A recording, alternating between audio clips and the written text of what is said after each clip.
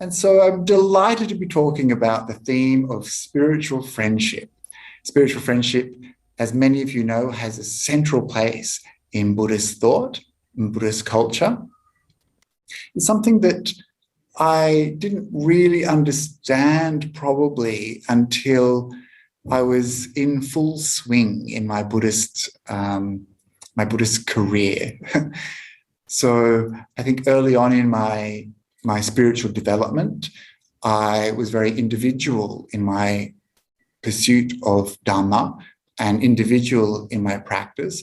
Didn't really see myself having a lot of spiritual friends, didn't really see myself as being part of a Buddhist community.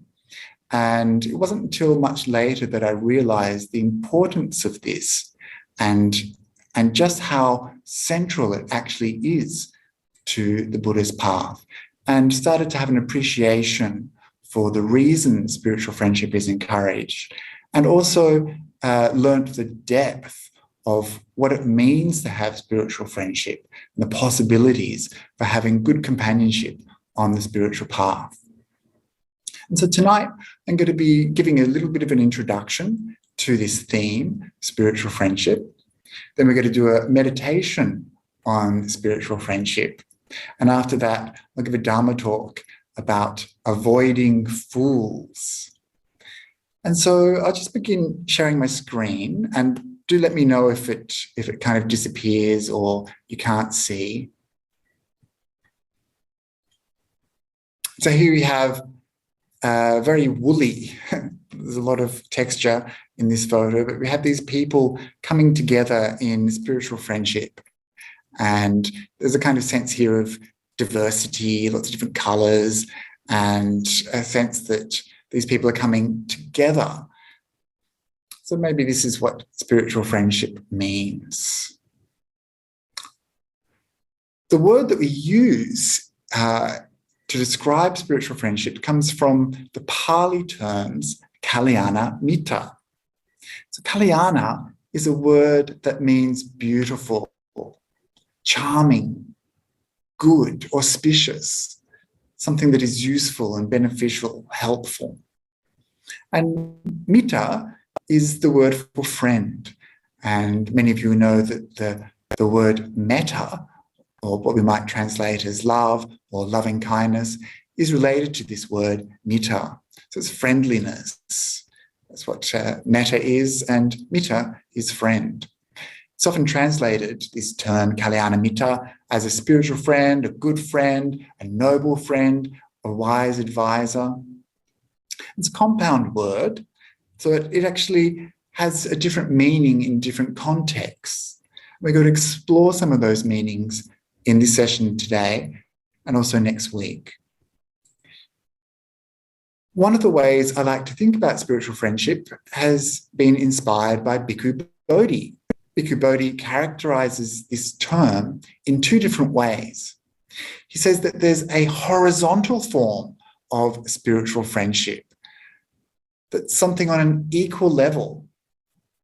This is the social aspect of Buddhism, coming together with friends to maybe share a meal or listen to a Dharma talk, doing what we're doing now, being spiritual companions. This is a very useful thing for us because it helps inspire and encourage us on the path. These are people who support us in practical ways. Maybe they'll give a lift to a retreat, or they'll be there if we're having a bad day.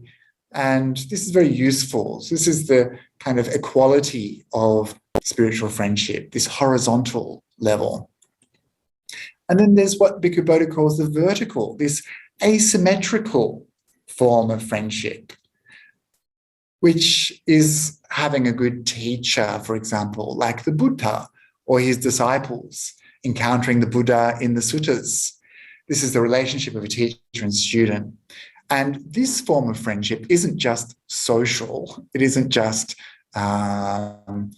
of peers or people doing things together. This is a very different kind of friendship.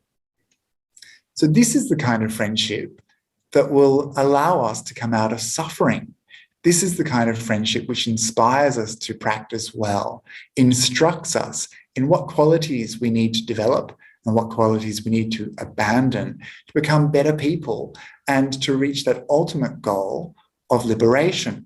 So this is a very different form of friendship. It's not an ordinary kind of friendship.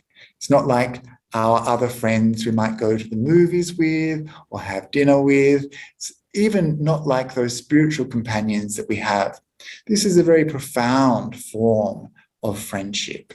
This is when that friendship is very beautiful, that friendship is very wise and is able to lead us from suffering and ignorance to wisdom and freedom.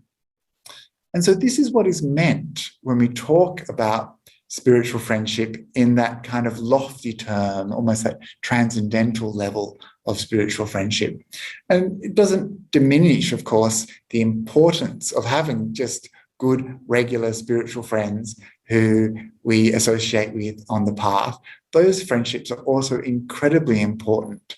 But maybe that's not what we mean when we're talking about Kalyana Mitta in the way that the Buddha talked about it. And so in this talk, we'll be exploring some of those horizontal levels of friendship. We'll be seeing how we relate to others, how they relate to us. And that social element is really important.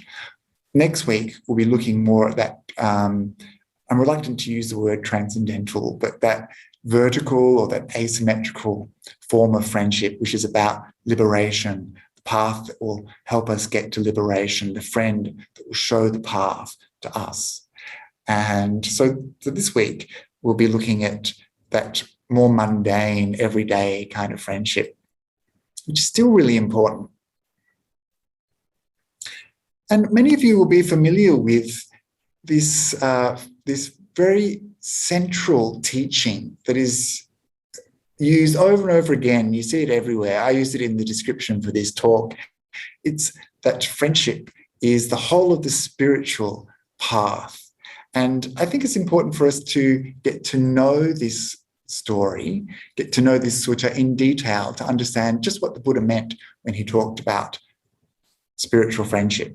So we're going to read together this short sutta, this short portion. And you see here at the top, it's called the Upada Sutta, which means half.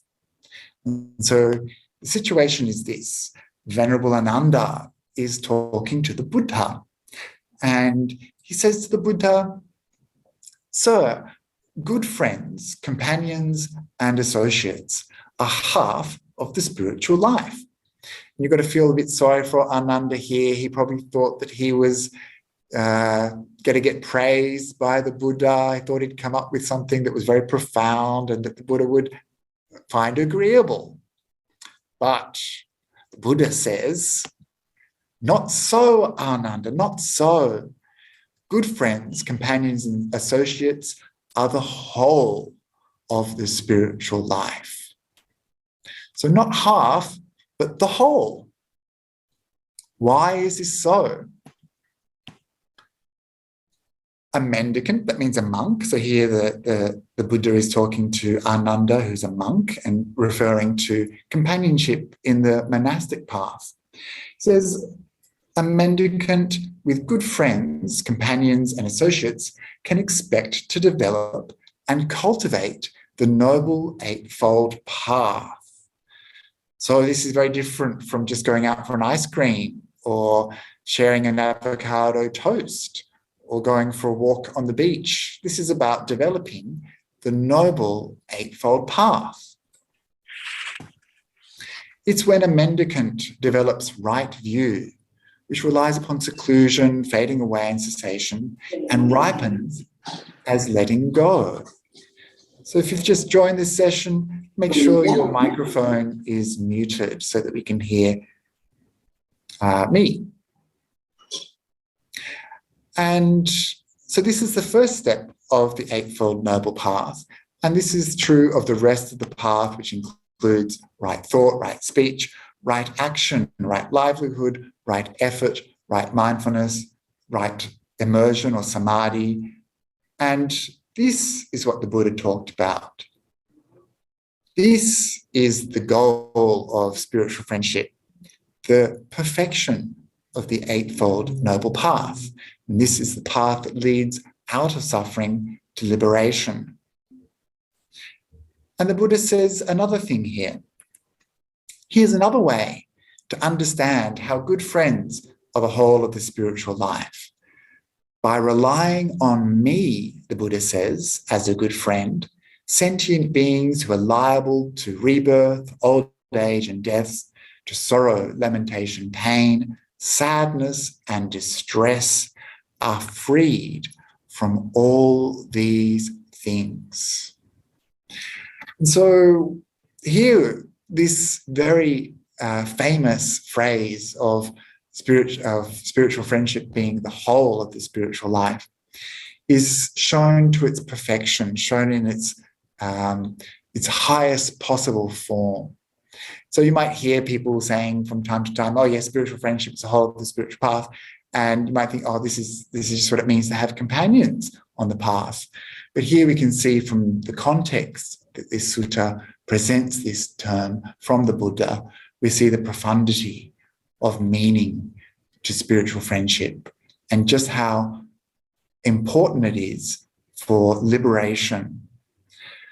And so this is what we're going to use for our meditation subject.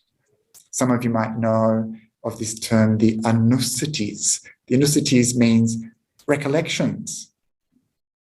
And these are ways that we can review a concept or theme in our practice. We can ponder it in our minds.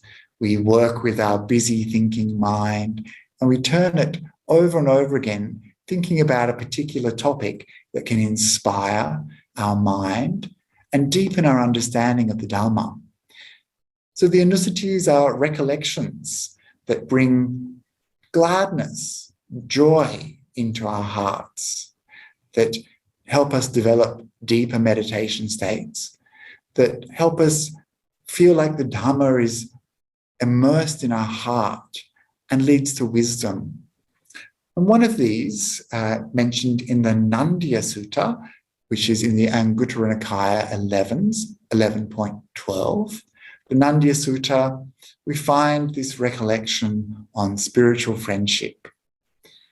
And so spiritual friendship is a way that we can have gratitude for our teachers and friends on the path, and a way that we can inspire our mind.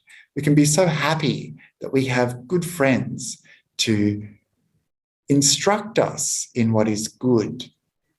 Good friends who are kind and wise, who are compassionate and want the very best for us.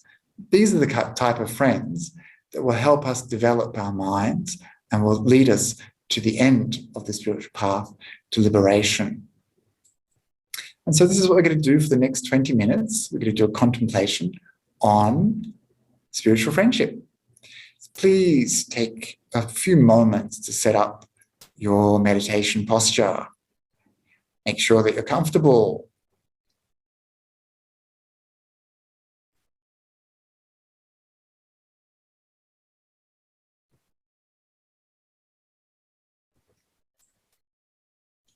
Here we are, surrounded by spiritual friends. How wonderful. Even online, we can connect with dear companions on this spiritual path. And so closing your eyes, relaxing your body, we'll begin by letting go.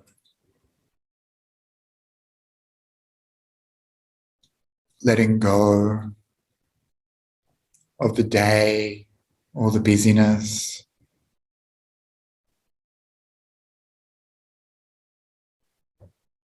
Letting go of the past.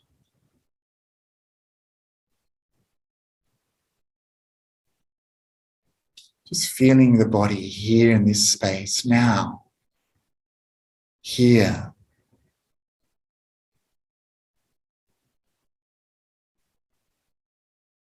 letting go of the future, not worrying or thinking or planning, leaving the past in the past and the future in the future. We can be here now. We can let go. We can be present, aware, and relaxed.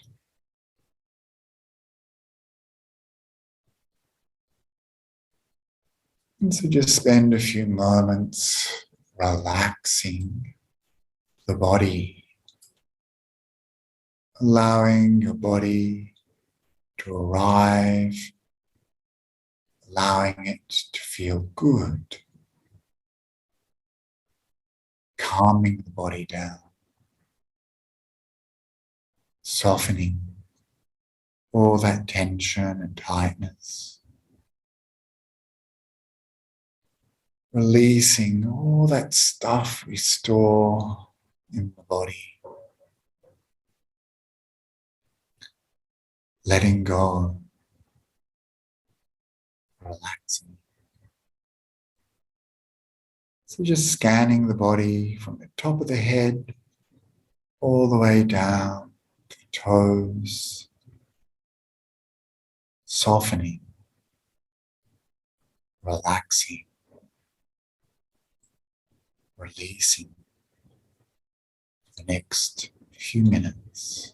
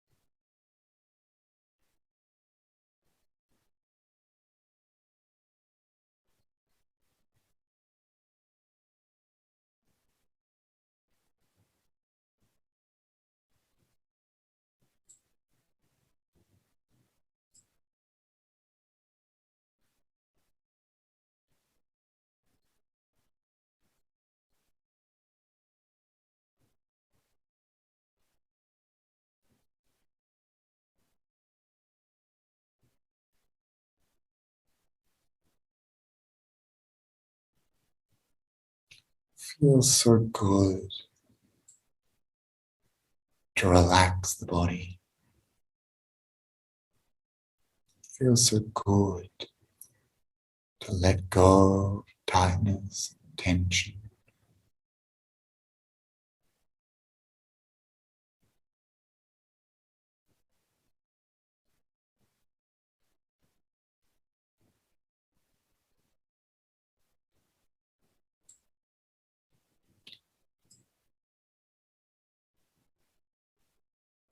And you notice that when the body is relaxed, the mind all by itself becomes more calm, more peaceful.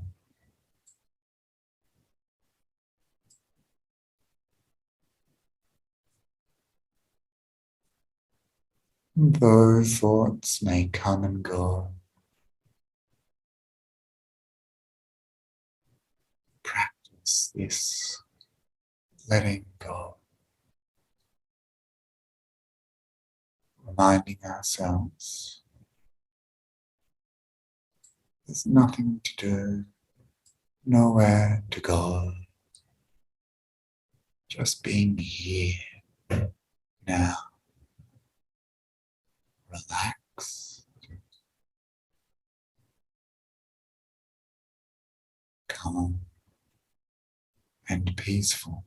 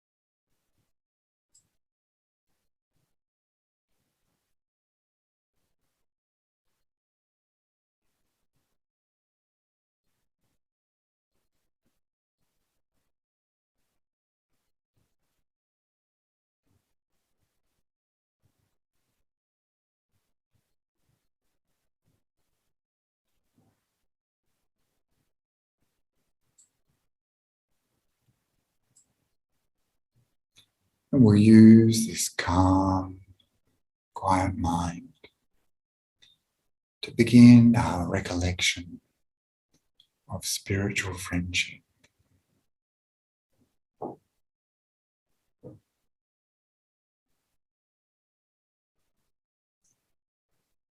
How lucky I am to have spiritual friends.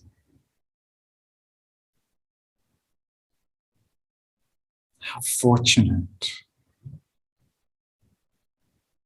how wonderful.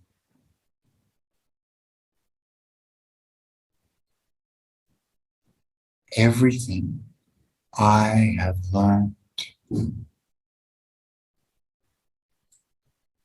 has been taught to me by others.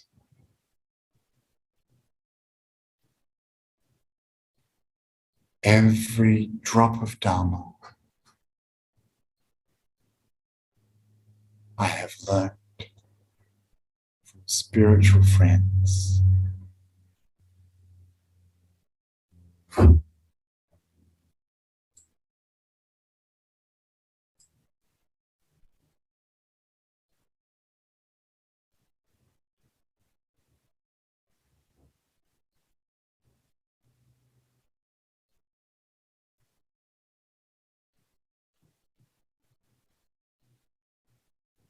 They have taught me out of kindness and compassion.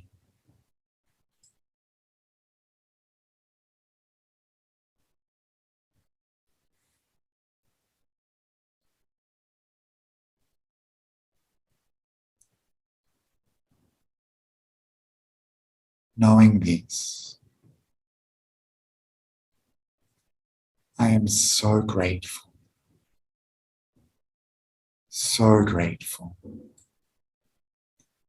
to all my spiritual friends, my companions on this path.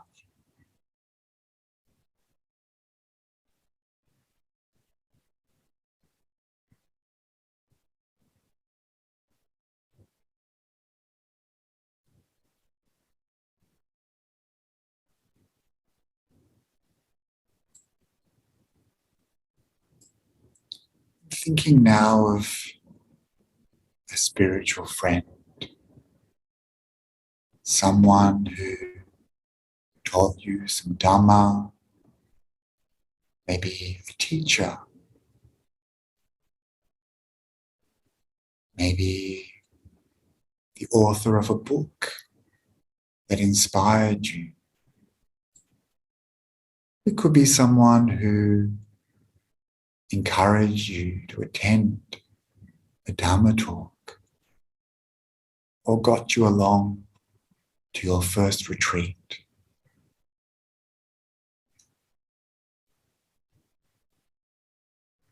Could be someone who you meet regularly at Dhamma talks, or you see online, chat with in Buddhist forums.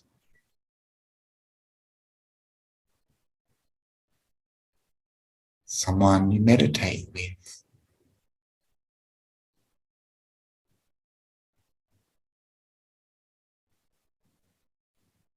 You're surrounded by good spiritual friends who encourage and support us on our path.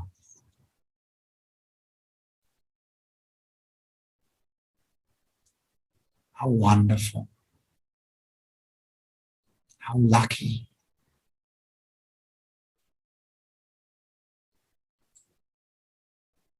Allow this gratitude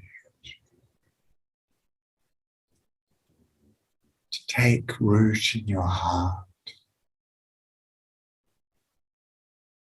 They were so kind.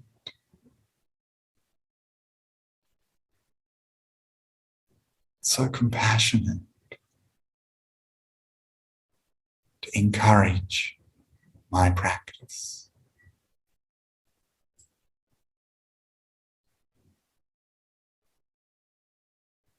And allow this gratitude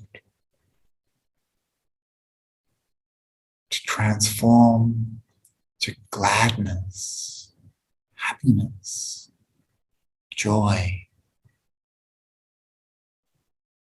Allow yourself a little smile. How fortunate, how lucky to be surrounded by such good spiritual friends.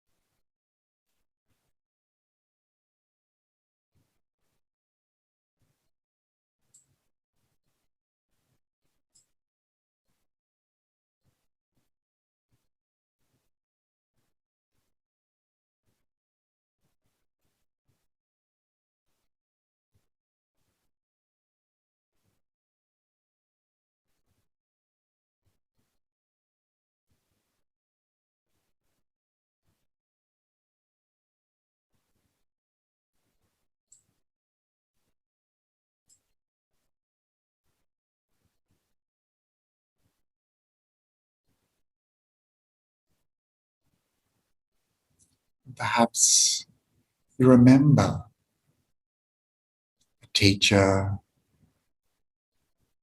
who shared some wisdom that helped you. Someone who showed you right from wrong.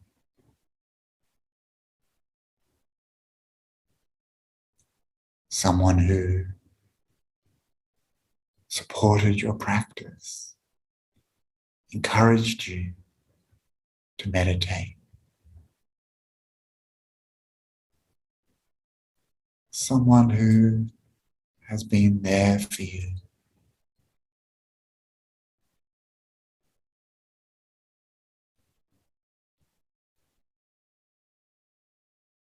How fortunate. How very fortunate to have such friends as this. Kind, compassionate friends. Wise, supportive friends.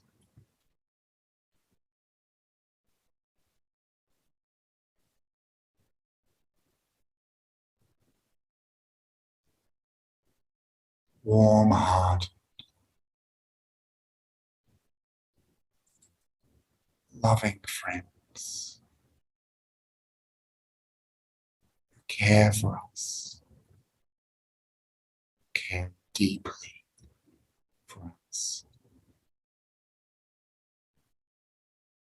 and rejoice in our good qualities.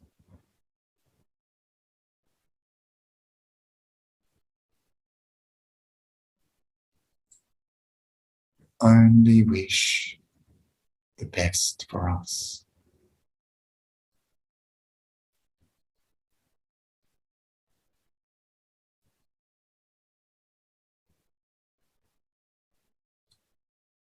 And perhaps there's a feeling in your heart of warmth, of support, of borrowed strength.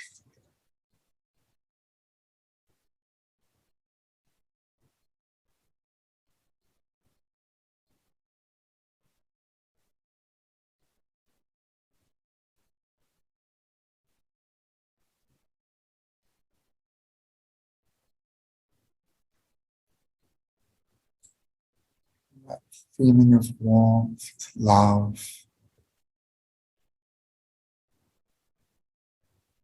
compassion.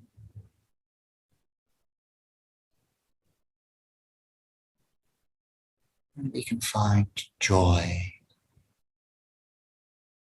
in this feeling of warmth, happiness to have such good friends.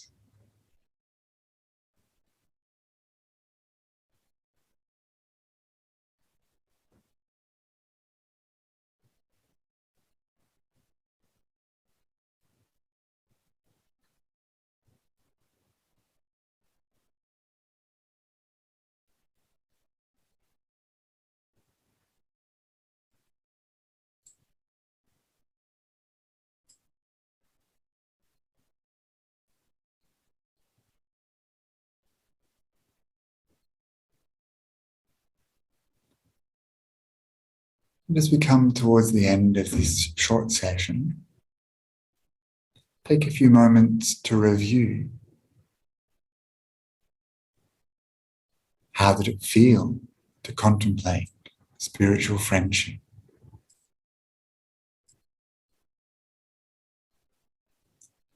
Could you see that all you have learned is due to spiritual friends?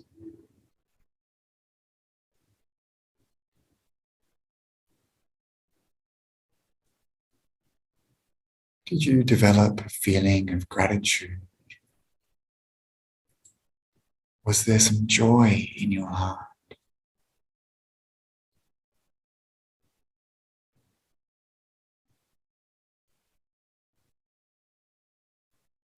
Did you remember something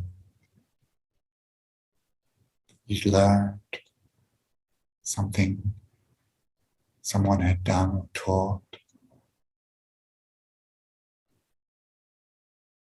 How did that feel for you?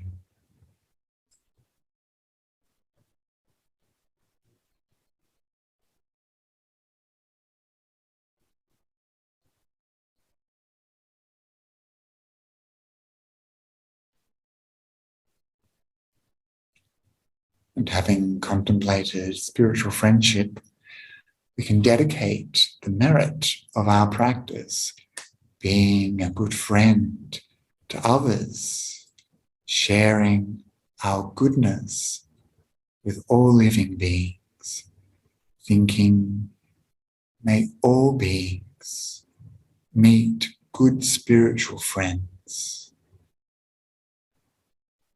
May I be a good spiritual friend to others.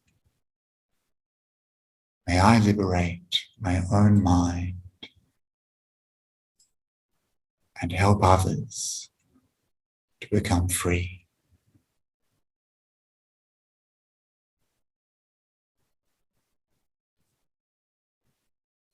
So this is a short contemplation on spiritual friendship. So I hope that you enjoyed that. It's not often that we think about these things, but it is actually a really beautiful way to practice. It connects us with our teachers from the past and present and reminds us of our interconnectedness and the conditional nature of our learning, thinking even of how kind and compassionate it was that the Buddha became a spiritual friend and taught others and showed the path to the ending of suffering. And so the Buddha, of course, is our number one Kalyana Mitta. So thank you for sharing that contemplation together. We're going to move on from the heady heights of the Buddha's kindness and generosity and move slightly down the spiritual spectrum, I guess. And we're going to start our learning on part 1, avoiding fools. So this is a picture I borrowed from the internet, which is of a bunch of men who are egging their poor friends on. I don't know if you've got any friends like this in your life. Inside those helmets is a big hairy spider. And these poor men are tied up to the chair and they're trying to blow this spider at each other. So this is a kind of friendship, believe it or not. I don't want to condemn this, but I just want to start the discussion here by thinking about the diverse nature of our friendships, the many possibilities that our friendships can have, and wonder why the Buddha encouraged us to choose our friends carefully. So we're going to be looking at the reasons for this in the next few minutes. One of the classic lines from the suttas about friendship and fools is the lines from the beginning of the Mangala Sutta, Asewana Chabalanang Panditanang Chasewana, not to fraternize with fools, but to fraternize with the wise. This is the highest blessings. So avoiding fools was considered a blessing, just as association with the wise is a blessing, so too avoiding fools. And I think probably all of us, we can agree with this, right? I mean, people are very challenging. People are difficult. There's a lot of irritating, annoying, painful, inept, clumsy people out there that we encounter every day in our workplaces, in our homes, and on the streets, on public transport. If only we could magic them away, maybe then the world would be perfect, right? I don't know about that. But it would definitely make things easier to practice, because coarse people, foolish people, difficult people, bad people, evil friends, frenemies, these types of people actually can be challenges to our spiritual practice. it's easy to say, oh, we should be like this and like that. We should have perfect compassion, perfect loving kindness.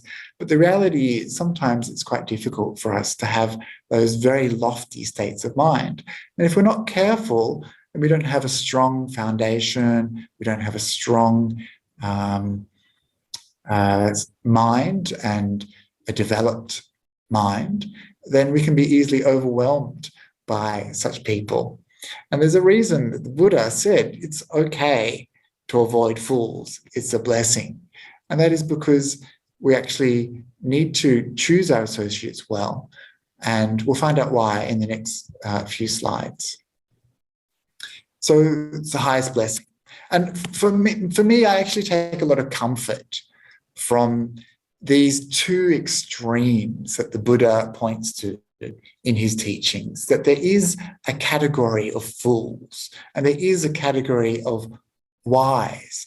And if we're going to have to choose one of these paths, then hopefully we'll choose the one which leads to wisdom and not the one that leads to foolishness. And I think it's probably a little bit basic just to stick to these extremes. I think there's parts of us, whether we like to admit it or not, that are foolish, and there's parts of us that are wise. The whole spiritual path that the Buddha taught encourages us to come out of unskillful, unwholesome behavior and to cultivate wholesome, skillful behavior.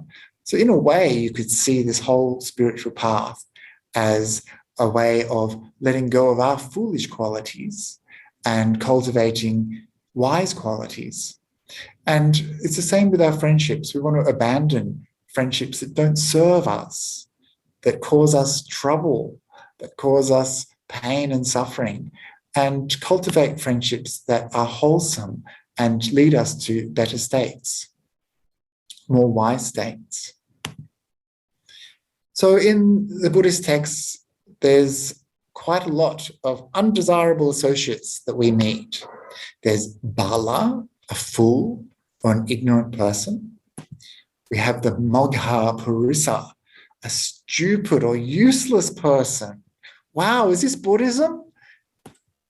We have the mita patirupaka, a fake friend who we'll meet in a little bit. And we also have the papamittataya, a bad friend, or someone like a frenemy. And we also have the papasaka, a wicked friend, an evil friend. So I think it's useful that we have this terminology that we encounter in the suttas, because sometimes when we're in spiritual circles, we might put our love goggles or our compassion goggles on, and we might think that we're being really spiritual and that we're being really enlightened. But actually, having discernment, having wisdom is a quality that we should encourage. And having wisdom and discernment in our associations is also something that the Buddha encouraged. How do we know a fool? The Buddha says a fool is characterized by their deeds. And so this is comforting too, isn't it? Because it means that we're not inherently a foolish person, or that another person isn't inherently a fool. It's the actions that they do that make someone a fool. Just as an astute person is characterized by their deeds. And here the Buddha says wisdom is what makes behavior beautiful.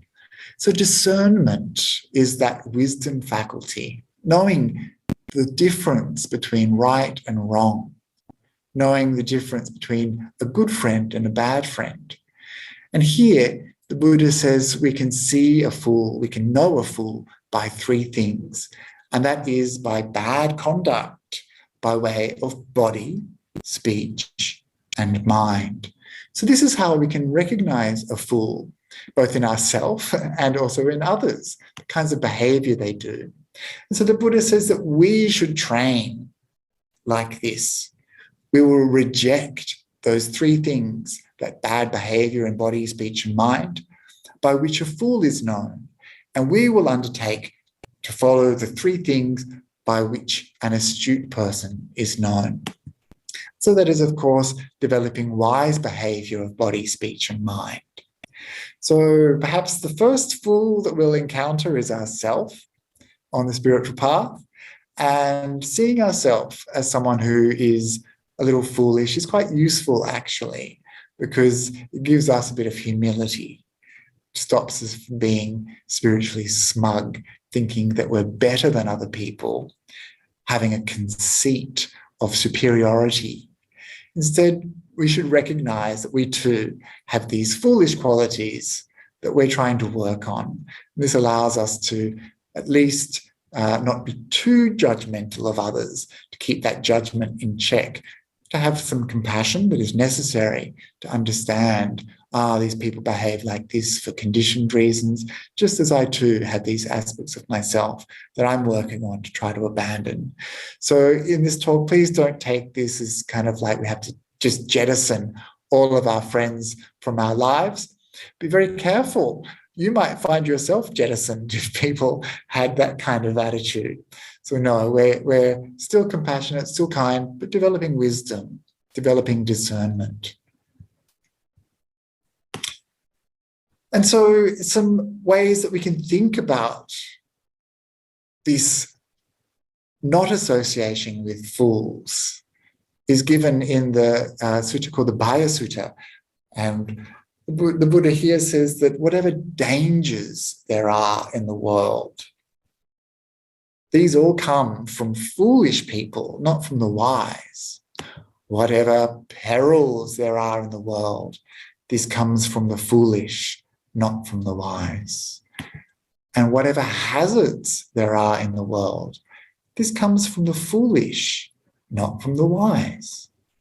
Dangers, perils, hazards, these are things that come from foolish people. These are things that will get us in trouble if we associate with people who are dangerous, who are perilous, or who are hazardous. He gives a wonderful simile of a fire that spreads from a hut made of reeds and grass, burns down that bungalow, even if it's been well plastered in and out, draft-free, with latches fastened and windows shuttered. So this sounds to me like the kind of fireproofing that might have been available 2,500 years ago, plastered, latches shuttered. Even then, this fire is able to get inside and burn down that house. So in the same way, if we're not careful, our own good qualities can be stolen away by this kind of fire of bad friendship. In another sutta, the Sukapatthana Sutta, which you'll find in the Itivuttaka, the Buddha says, whatever kind of friend you make, with whom you associate, that's how you become. So this is how it is when you share your life with people. Your associations rub off on you. The company you keep defines you. So he gives some good similes here too. The first one is of a poisoned arrow. And this arrow smeared with poison contaminates the quiver. A wise one, fearing contamination, would never have wicked friends. So that arrow tip will contaminate the container. And so I guess if it contaminates the container, you'd touch it and you'd become sick from that poison. Or, he says, it's like a rotten fish in a blade of grass. It makes the grass stink. And so it is when associating with fools. Again, it's that wrapping that gets contaminated with the smell. And instead, the Buddha says, we should be like sandalwood incense, wrapped up in leaves. The leaves are fragrant from that sandalwood. And so this is how it is when associating with the wise. So these images are very potent, very powerful. And the Buddha says, acknowledging that the container will get contaminated by those fragrances or by that poison, then we should avoid foolish people. And when I first read this sutta many years ago, I was kind of like, this just doesn't sound very Buddhist to me. We have this idea that we have to be so kind and compassionate and a good spiritual friend to everyone. Then why do we have these suttas which explicitly state, avoid people who are bad for you? It sounds kind of parental, right? It sounds like your parents when you're a teenager saying, oh, I don't like you hanging out with that kid. They saw the danger.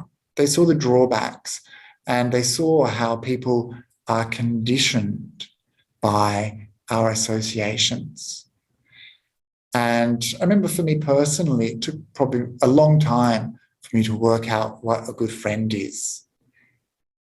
Many of us will accept forms of friendship that aren't very wholesome, that aren't very conducive to feeling good about yourself and also behaving well.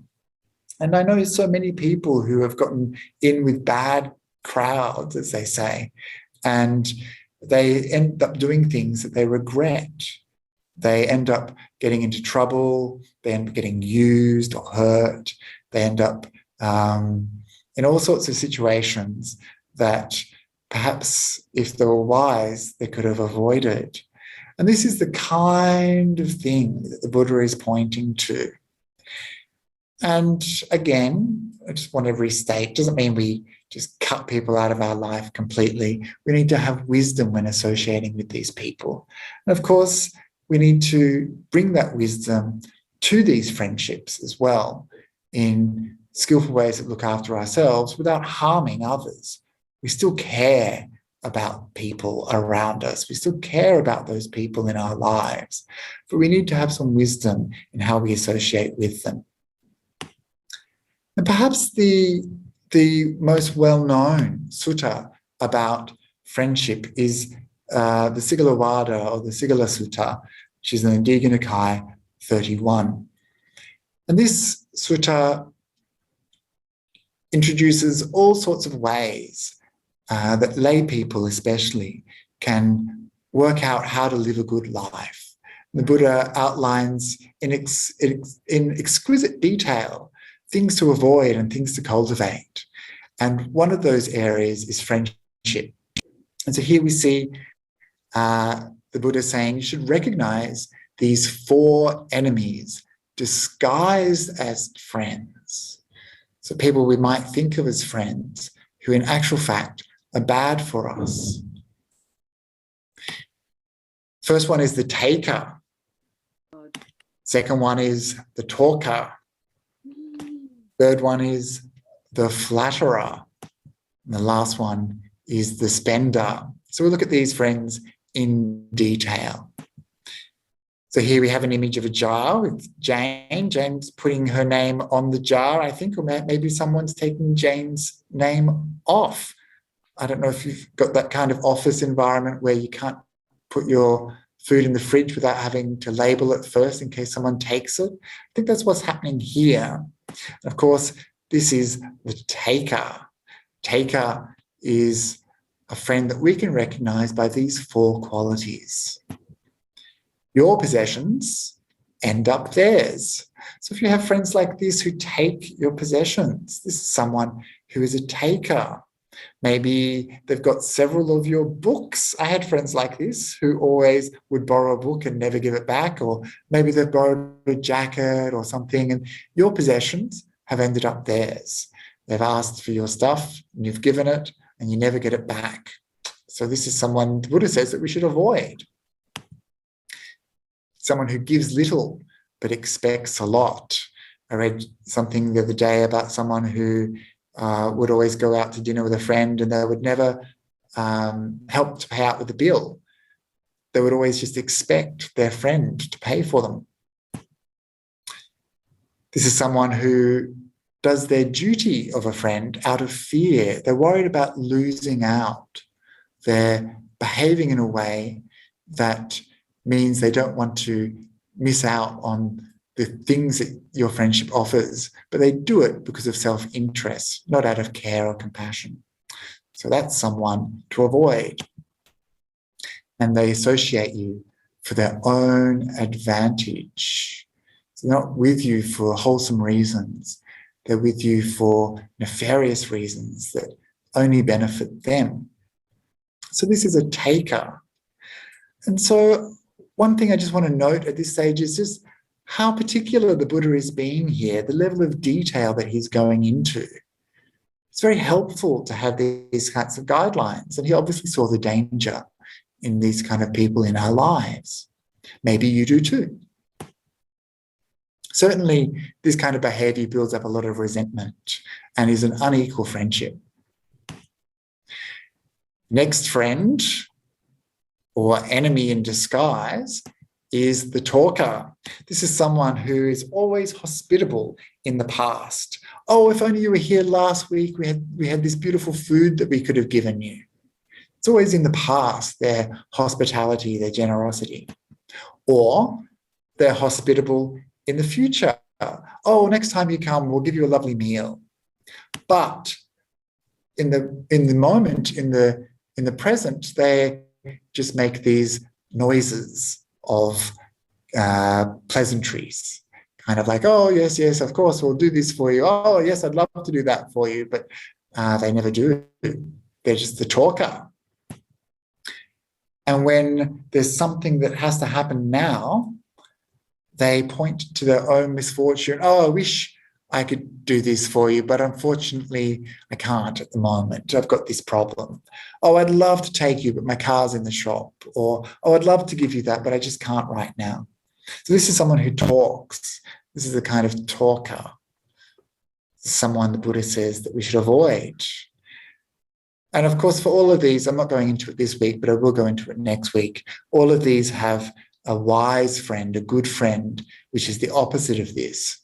And so you can imagine the opposite. We'll get to that next week.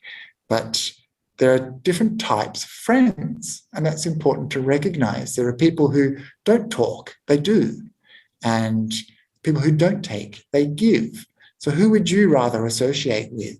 I guess that's what the Buddha is pointing out here.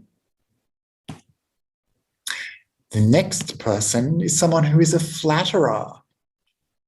And you can recognize a flatterer because they support you equally in doing bad things and in doing good things. So this is an important one to recognize.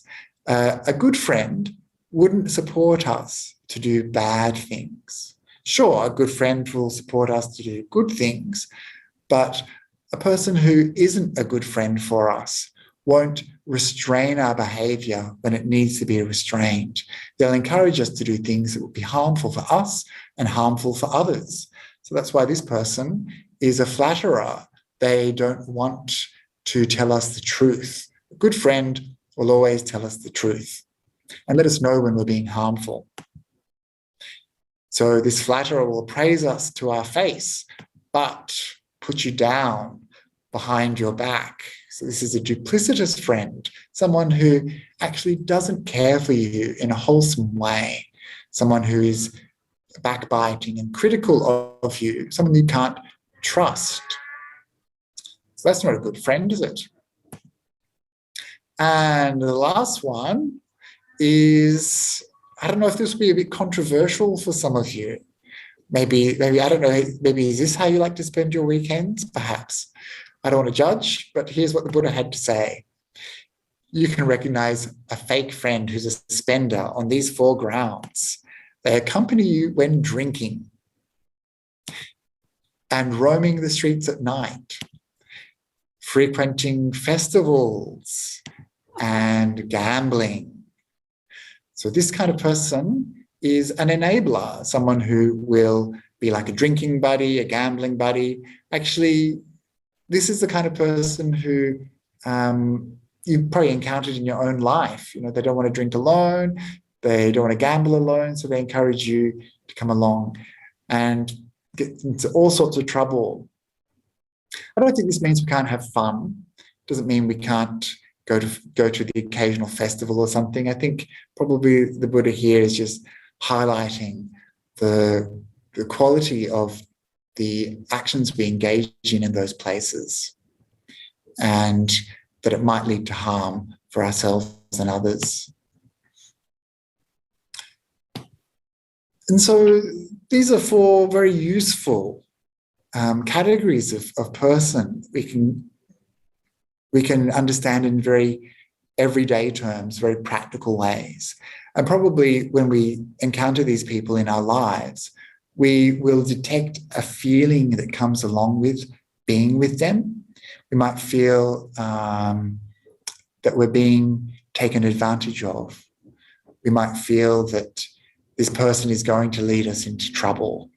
We might have this niggling feeling in the back of our mind that this is not perhaps an entirely wholesome friendship. And so these categories, I suppose, are just markers, indicators. It doesn't mean that that person won't necessarily have other good qualities. And we, of course, want to encourage those good qualities in them.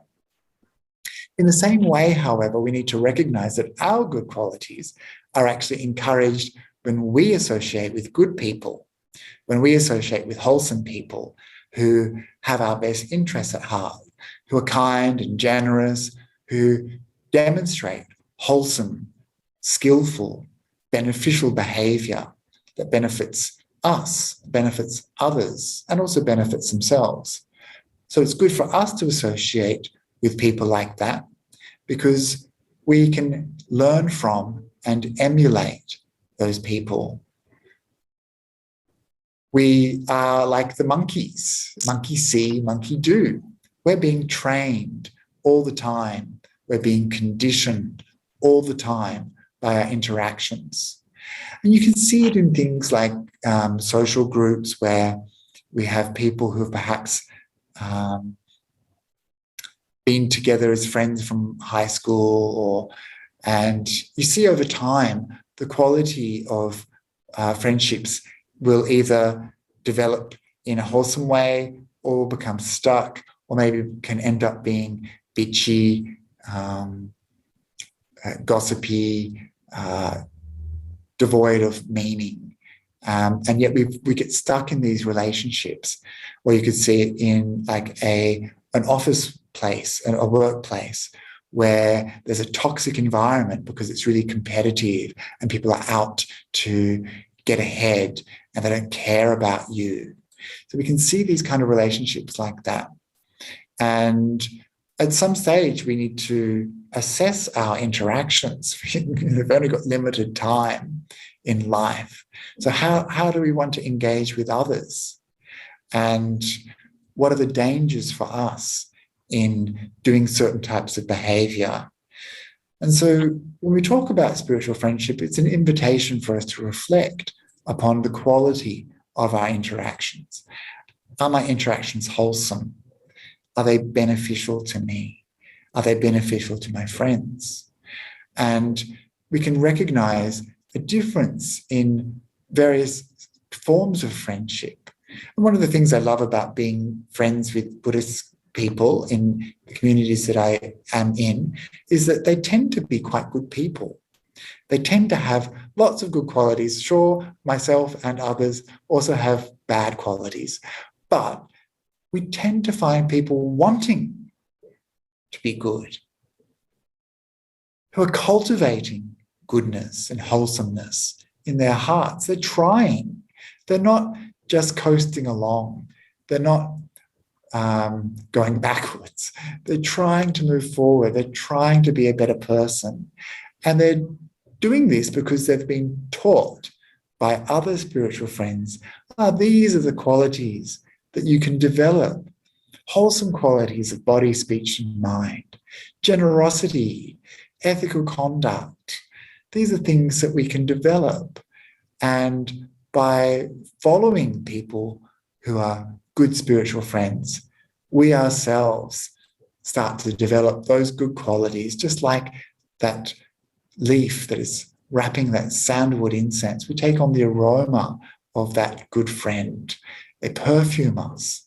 And so this is what's very beautiful and something that I've seen for myself on the Buddhist path, and I think probably all of you here have too, that we learn about goodness from others, and it feels good to emulate that goodness in our own lives. So how did the Buddha handle fools? So he's told us who to avoid. How did he himself handle fools? So here we have a depiction of the mass murderer Angulimala chasing down the Buddha. And the story goes that, of course, he wanted to kill the Buddha, but the Buddha used his psychic powers to move ahead and to always be a few steps ahead of Angulimala. And of course, in this image here, we have the Buddha looking very serene, magical, walking on a lotus flower rather, with an aura surrounding his head. And this, of course, is the aim that we're all working towards. But I don't know how you are. I don't know if you are floating around on lotus flowers and able to use your psychic powers to evade fools and bad people. So this is a kind of a lofty description of the Buddha, but he also had very simple and practical ways of handling fools. And that's what I want to look at now, because we can learn from these in our own life. He didn't have this quality of being like a doormat. The Buddha didn't let people just walk all over him. The Buddha had boundaries, strong boundaries, and he made these very clear. And this is important for us to recognize, because sometimes we think that we can't have strong boundaries if we're a Buddhist. If we're a spiritual person, we can't have limits. We have to be 100% spiritual perfection all the time. And of course, this is very difficult to achieve, and it might not necessarily be wise for us or for the people we interact with. The Buddha used boundaries constantly, and the Buddha didn't let fools take advantage of him. There's a stock phrase we encounter in the suttas all the time where he rebukes someone who has behaved in a foolish manner or who has a foolish view. Perhaps they misunderstand his teaching or willfully misrepresent him, or maybe they do an action or behavior that is not wholesome or skillful.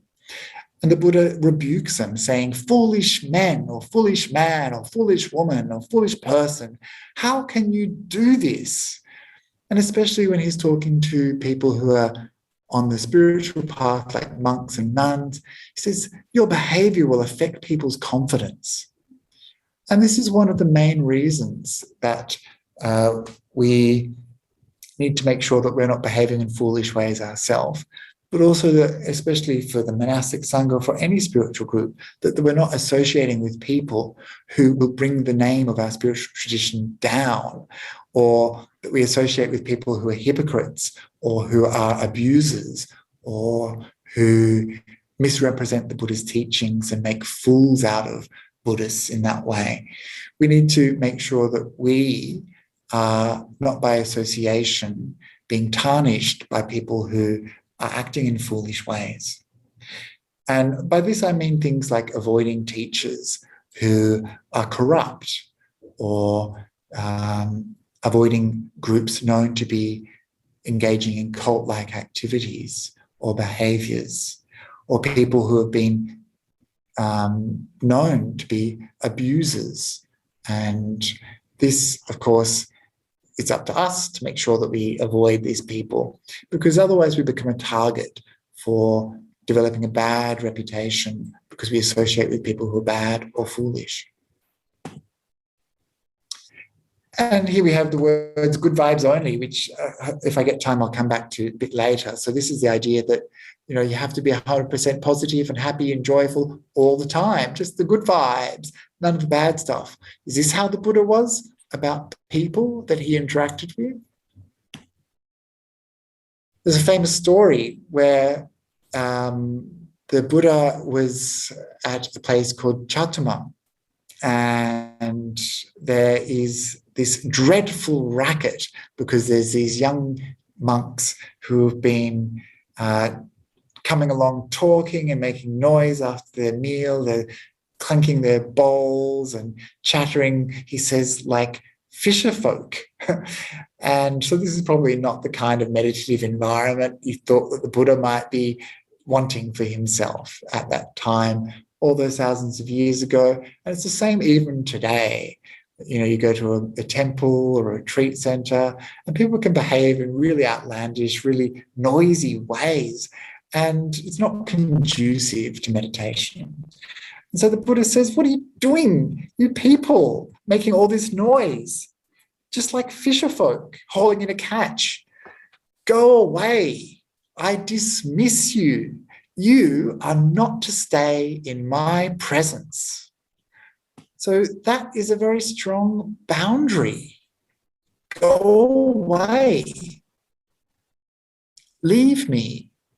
This isn't just the Buddha saying, okay, just give it to me, I'll take it, I'll take it, I'll take it. There's a time for this kind of boundary. There's a time for this kind of filter that we want to put on our spiritual development, our spiritual places, or our relationships. It's okay to say no.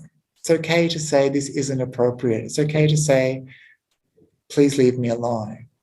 And so that's an interesting thing that perhaps we can learn from the Buddha. It wasn't always this kind of idealized, uber spiritual kind of love, light, compassion flowing out.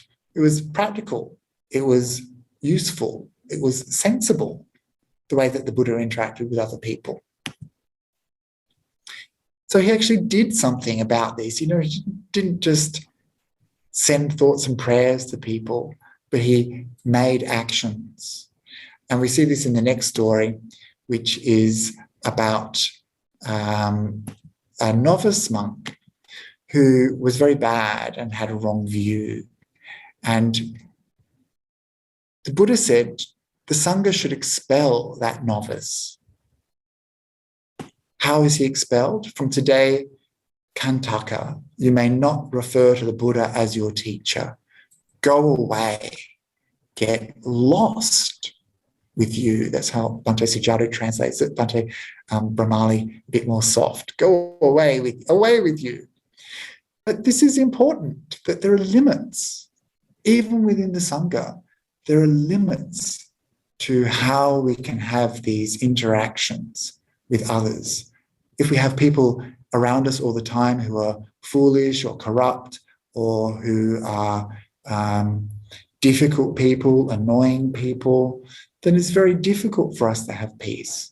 Sure, in an ideal world, we'll have the kind of minds that are strong and powerful and can handle these people. But even the Buddha himself had limits. One of the analogies that's often given in monasteries is this analogy of that we all come together, we're all pebbles, and we get put into the pebble washer, the pebble polisher. So they put them in this barrel and they kind of turn the barrel and it polishes the pebbles. They rub against each other and they make each other smooth. And this is how you polish the pebbles. So this is an image that many teachers, including my own teachers, have given. And then one person once said to me, but rocks, they have different strengths. They have different qualities. Some rocks are very hard. Some rocks are very soft.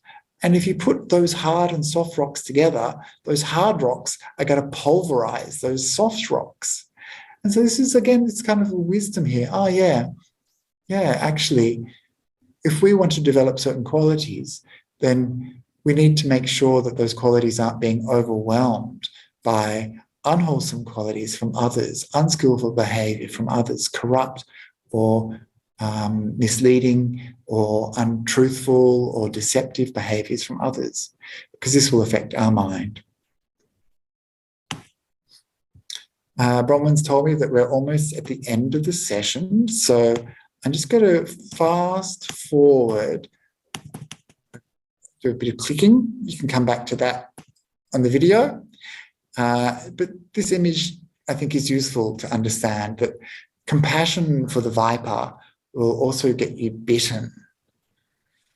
So it's just the meme I took from the internet. But I think this kind of sums up a little bit of what we're talking about. Of course, we also want to have compassion and kindness towards other people, but we have to recognize that there is a danger with associating with certain people. And the last thing I wanted to get to today, and we'll do this and then we'll wrap up and we can have some time for some questions, is this idea of spiritual bypassing in friendships, which is something that I talk about a lot, spiritual bypassing. Perhaps this could be considered as when we're not being good friends to ourselves and we're allowing other people to be bad friends towards us. And I'll just quickly go through 4 aspects here, which is having weak boundaries. So I mentioned that before. Having overly tolerant or blind compassion, this concept of toxic positivity, and also this phobia of conflict. So weak boundaries is perhaps an important one for us to consider. It took me a long time to work out that I was allowed to have boundaries as a spiritual person. I always felt really guilty that I should be just open to everyone and that I should dissolve the boundaries between me and others. And so I think this is something for us to watch out for as spiritual people, because that just leaves the floodgates open to getting used, getting taken advantage of. It leads to things like abusive situations in religious groups or in homes and families or friendships where you get taken advantage of. And this can often be about your own needs to be liked and to be wanted and to be useful. But it can lead to really harmful situations. We do need to develop boundaries, and other people also need to have boundaries as well. We need to be careful of that blind compassion where we just indiscriminately allow types of behavior that shouldn't be allowed. And we, instead of calling out that bad behavior or challenging the kinds of behavior or saying this behavior is problematic, in spiritual circles, sometimes we're taught, just have compassion, turn the other cheek. And this can allow for things such as harmful relationships to occur, abusive patterns of behavior, where we're put into a situation where we feel like someone else's needs are more important than our own. And sometimes if we have compassion for others but not for ourselves, in this kind of form of blind compassion where we just allow people to get away with things, it's bad for us and it's also bad for them. And so compassion is good, compassion is fine, but it should be compassion informed by wisdom. And it's okay to say, this behavior is not appropriate, this is not acceptable. It's okay to say, this person is harming. And of course we want to have compassion, but not in a way that means that we don't, not in a way that allows for us to bypass those serious concerns that we might have. We need to watch out for that toxic positivity, which is that idea that, you know, we have to be 100% happy all the time, and that if we're having a bad day, we're not spiritual, or that if people have difficulties in their lives, that it's really low vibe, and we only want the happy vibes. This, of course, is a difficult thing to manage in our own minds, to be happy all the time, but it's not something we should expect for others. And if we're having a hard time, our friends should be understanding. We shouldn't have to subsume those parts of ourselves that are challenging or difficult because of an idea about what it means to be spiritual. So as Buddhists, we have to watch out for that spiritual bypassing, where we cover up our true, genuine feelings, or we try to disguise or minimize suffering in other people's lives. When people are going through a hard time, we have to recognize they're going through a hard time, not say things like, oh, it doesn't really matter, or like nothing is real.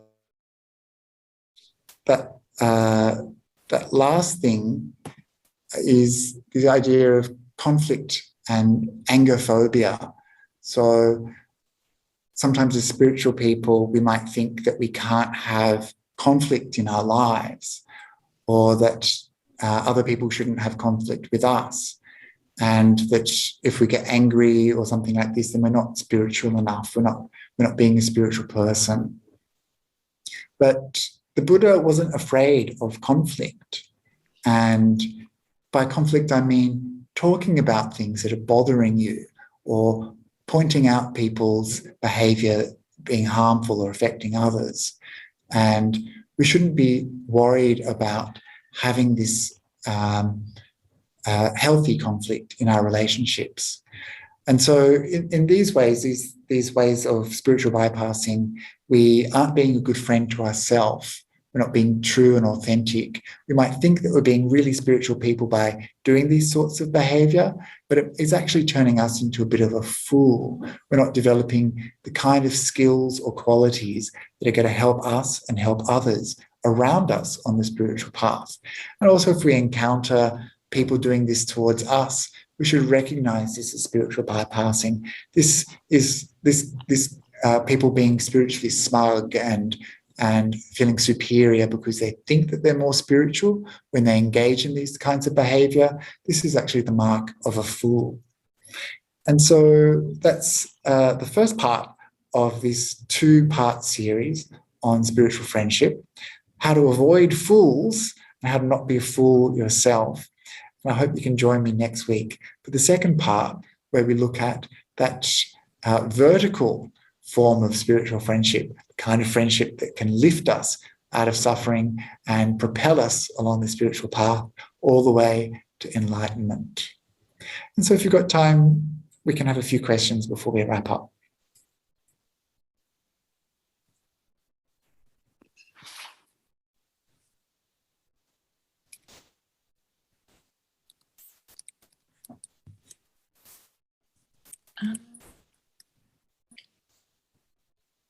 TikTok, would you like to ask your question? I think there was someone who had their hand up before me. Praveen Menon. He had his hand up before me. Oh, thank you. Yeah, I just had a question. I know that in the Dhammapada, there's a line in a section on fools where it says, like, a foolish person associating all their life with a wise person is like a spoon that doesn't enjoy the taste of soup, kind of thing. So I find it interesting how if a wise person associates with a fool, then you become putrefied. But if a foolish person associates with a wise person, it has no effect. So is there kind of like, I don't know, any kind of elaboration on that within the suttas, like as an explanation of? Yeah, I think the place to look for the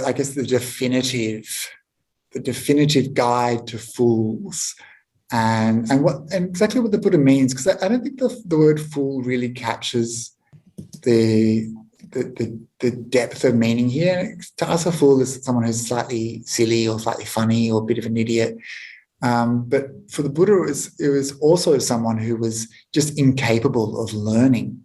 And that's what that beautiful, hilarious simile from the Dhammapada is. It's like a spoon that doesn't taste the taste of the soup, you know.